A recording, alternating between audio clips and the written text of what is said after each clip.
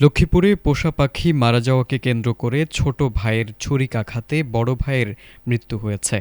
বুধবার বিকেলে সদর উপজেলার পার্বতীনগর ইউনিয়নের ৩ নম্বর ওয়ার্ডের দিলশাদপুর গ্রামে এ ঘটনা ঘটে।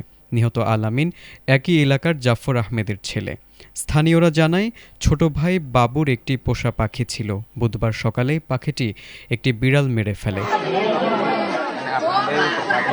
এ ঘটনায় বাবু কান্নাকাটি করছিল। কান্না থামাতে বলায় বড় ভাই আল-আমিনের সঙ্গে কথা কাটাকাটি হয়। এক পর্যায়ে বাবু ক্ষিপ্ত হয়ে একটি ছুরি এনে আল-আমিনের বুকে আঘাত করে। গুরুতর আহত অবস্থায় তাকে উদ্ধার করে নোয়াখালী হাসপাতালে নেওয়া হলে কর্তব্যরত চিকিৎসক তাকে মৃত ঘোষণা করেন। লক্ষ্মীপুরের অতিরিক্ত পুলিশ সুপার হোসাইন মোহাম্মদ রায়হান কাজেমি ঘটনার সত্যতা নিশ্চিত করে জানান, বিষয়টি অত্যন্ত দুঃখজনক। ঘটনাস্থলে পুলিশ পাঠানো হয়েছে এবং ঘটনায় প্রয়োজনীয় আইনগত ব্যবস্থা নেওয়া হবে।